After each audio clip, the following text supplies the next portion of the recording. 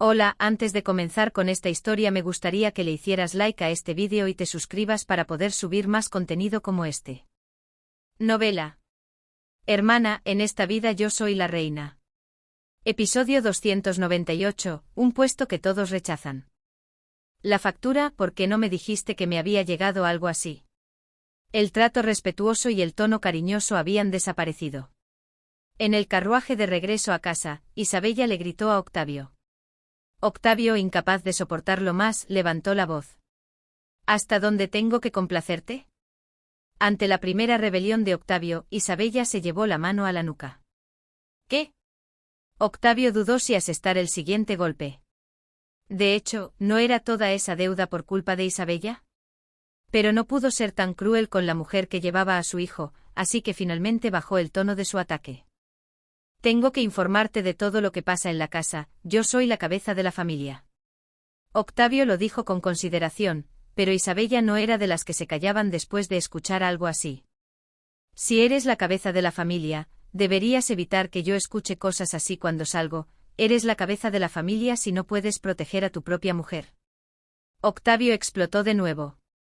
Escuchas esas tonterías porque no sabes distinguir entre dónde ir y dónde no, y te atreves a ir a lugares como la boda de Camelia. Isabella se ofendió. ¿Qué, entonces yo tengo la culpa? Claro, entonces tú tienes razón. ¿Cómo puedes decirme algo así?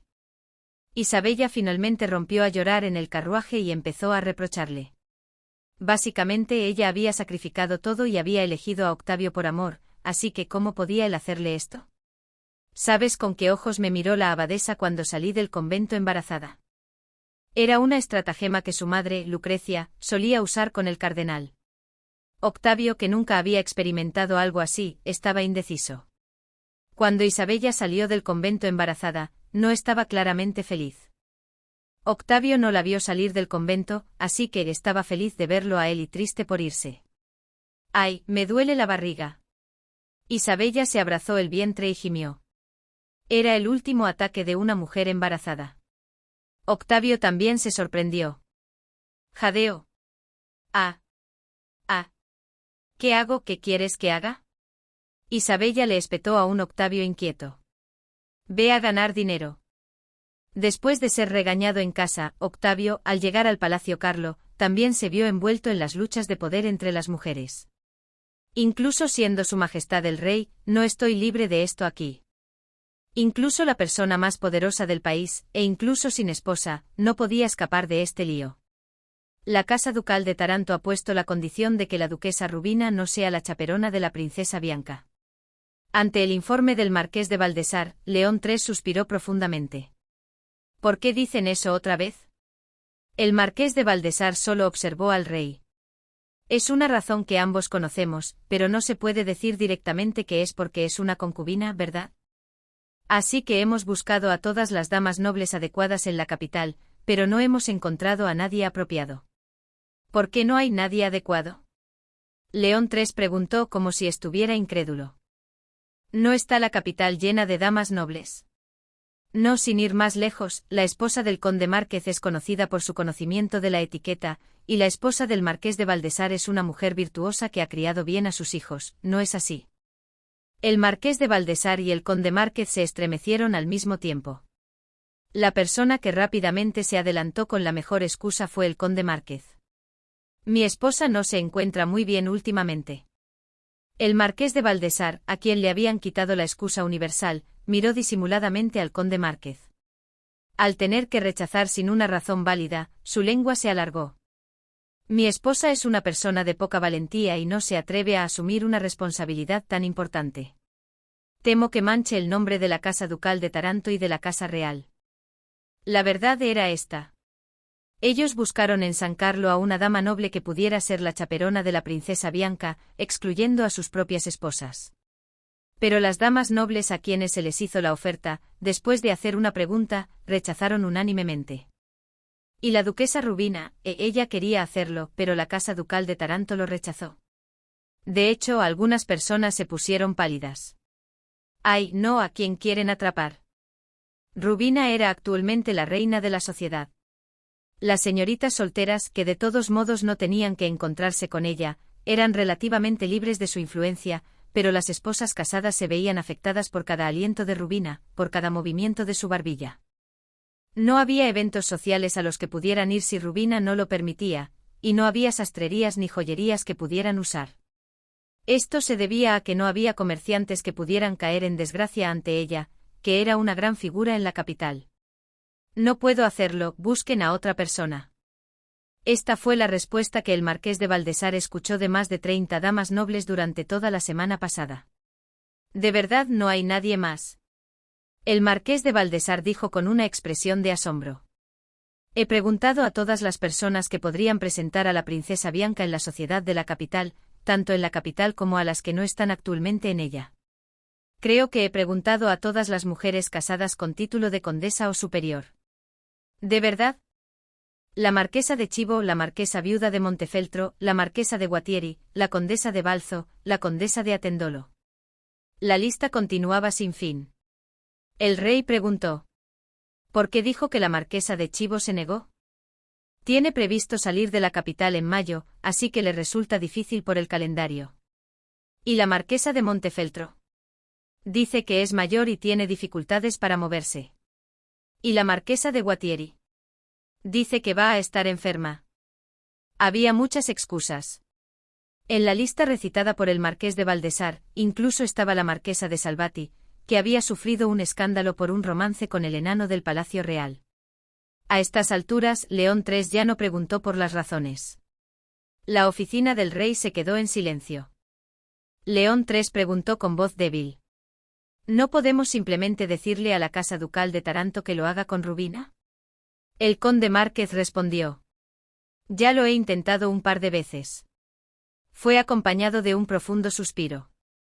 Dicen que preferirían hacer el debut en Taranto. La expresión de León III se volvió roja y luego azul.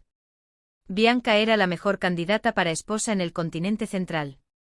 Y León III, como tío abuelo de Bianca, que no tenía padres, y como anciano de la Casa Real, tenía la autoridad para aprobar su matrimonio. Para que la princesa Bianca celebrara su debut de la manera más grandiosa posible en San Carlo, el boca a boca se extendería y volvería a atraer la atención del continente. Él tenía la intención de vender a Bianca al precio más alto. León III se lamentó. Todos solo quieren satisfacer sus propios deseos, y no hay nadie que entienda mi corazón. Su Majestad. El conde Márquez dijo. He estado pensando, ¿qué tal si, en lugar de una chaperona, nombramos a un miembro de la realeza como tutor para la fiesta de debut de la princesa Bianca? Un irritado León III gritó. No hay nadie de la familia real aparte de Rubina, y Bianca no la quiere. No, me refiero a un miembro masculino de la familia, Su Majestad. León III lo pensó detenidamente. Entonces, ¿te refieres a Alfonso o a César? Así es, Su Majestad. El señor del Pianosa, que había estado sentado como una sombra detrás, habló por primera vez. Oh. Bueno, eso también tiene sus propios problemas. El señor del Pianosa había visto al príncipe Alfonso desde que era un niño. Si un tutor reemplazaba a una chaperona, tendría que encargarse personalmente de los preparativos de la fiesta de debut de la princesa Bianca. Si le encargamos al príncipe Alfonso la preparación de la fiesta de debut.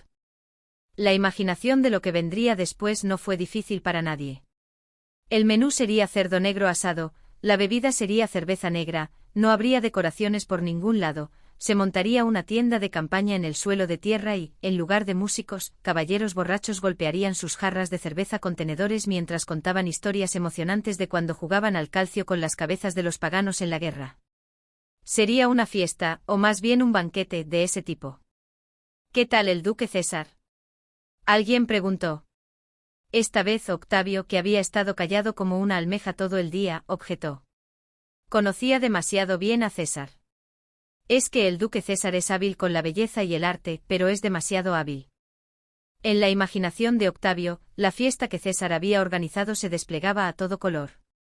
Con cortinas opacas sobre ventanas perfectamente normales y licores rojos fluyendo, en cada mesa redonda se jugaba al juego de pasarse cerezas de boca en boca, la joven duquesa Bianca temblaba de miedo, y en la mesa donde se sentaban las damas más hermosas, o mejor dicho, las mujeres porque el duque César que Octavio conocía no se negaba a las mujeres casadas, estaba sentado el duque César.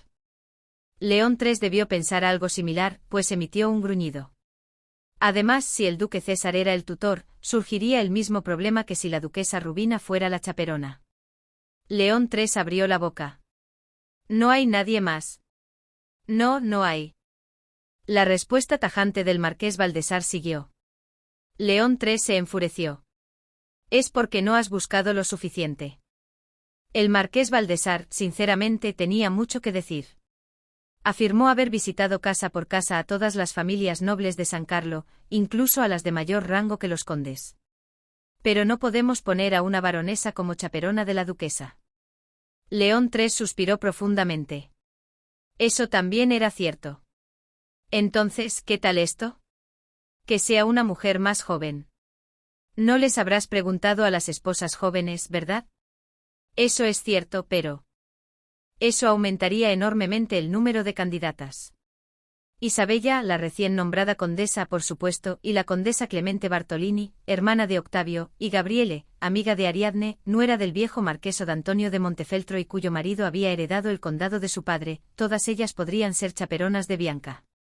Que no solo les pregunte a las esposas, sino también a las mujeres con título y a otras personas, sin dejar a nadie fuera. Y que les pregunte de nuevo a quienes ya les preguntó.